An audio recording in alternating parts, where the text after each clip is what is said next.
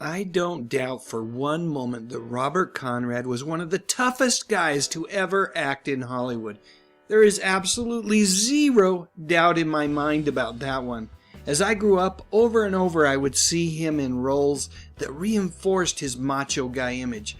That said, apparently Mr. Conrad has finally met his match in the form of the Grim Reaper, who came knocking on February 8th. I'm not sure if there is an official cause of death yet, but a couple of news outlets are reporting heart failure. Conrad's career was indeed a long and lengthy one. I'm not going to talk much about Hawaiian Eye or his singing career. That stuff all happened when I was too darn young to care about much at all. But they are notable, so there you go. I am mentioning them, but that's it. Let's move on to the more important stuff. And at the top of my list of the important stuff is this TV show. Man, I loved Wild Wild West with government agents Jim and Artie. I've talked about this show before, but I just love it so much. CBS ran the show from 65 to 69, but I really grew to love the show during syndication. It was on our first UHF station out here in Utah in the late 70s. For those of you who haven't seen this show, let's just say it was the role that Robert Conrad was destined to play. Quite frankly, Robert Conrad is James West. No one else could ever play the character better.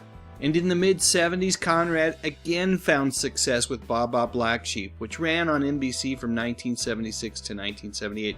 In the show, Conrad played legendary tough guy World War II fighter ace Pappy Boyington.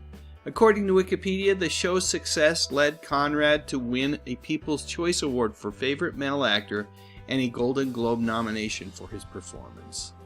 Although I did enjoy Black Sheep Squadron, there was another show after that, A Man Called Sloan. It ran on NBC during the 1979 television season, and the series took the best elements from shows like The Man from U.N.C.L.E., Mission Impossible, and Conrad's own Wild Wild West.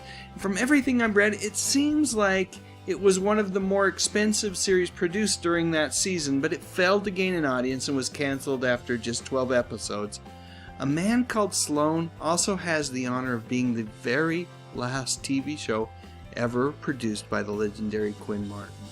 And around the same time, Conrad was a staple on Battle of the Network Stars, where he served as the captain of the NBC team on 6 different occasions.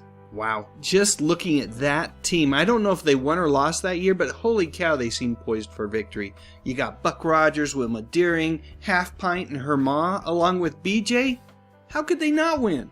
Another thing that I fondly remember from the late 70s were Conrad's television commercials for Ever Ready batteries. I love how he would put that battery on his shoulder and challenge the viewer to knock it off. That is what he was doing, right? And in the late 80s, Conrad would star in a television show called High Mountain Rangers. The series was inspired somewhat by Conrad's volunteer work that he did with a local search and rescue team. The show was fun for Robert because he was able to star with his sons, and his daughter had a hand in producing the show. Beginning in 2008, Conrad hosted a weekly 2-hour national radio show on the CRN Digital Talk Radio Network. I think it's interesting that Conrad turned out to be just as adept behind the microphone as he was in front of a camera. End of the day, this man was a showman and an entertainer, and he always found new ways to do that. One of the things that Robert Conrad was not shy about was expressing his opinion about the late 90s remake of Wild Wild West.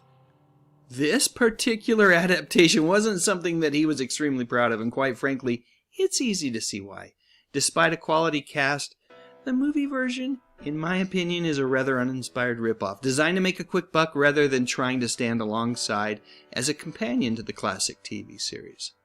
On the flip side, something that Conrad was extremely proud of was his work in the 1978 miniseries Centennial, where he starred in the first installment as a wily fur trapper who was able to broker deals with many different Native American tribes in this adaptation of Michener's sprawling epic.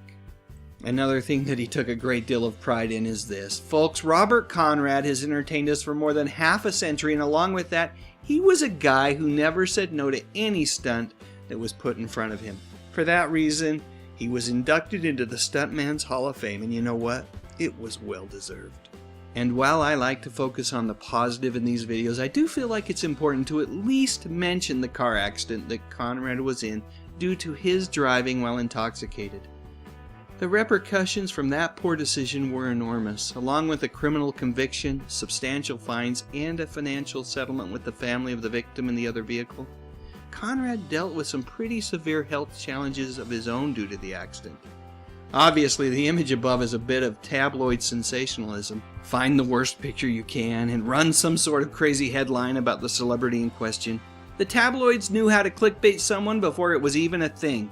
Anyway, you get my point. It was a poor decision, one that I believe Conrad regretted to his dying day. So that's it. One last picture. Let's go with Conrad and his old pal Ross Martin. Like I said, I really loved that show, and these two, well, they were just so darn good together. Alright, now it's your turn. Please share your memories in the comments section, and while you're at it, I would appreciate a thumbs up. Maybe even share this video on Facebook or Twitter, and what the heck, why not subscribe to my YouTube channel? I talk about music, movies, and television, mostly from the 50s, 60s, 70s, and 80s. You know, the good stuff. But most importantly, and as always, thank you so much for watching.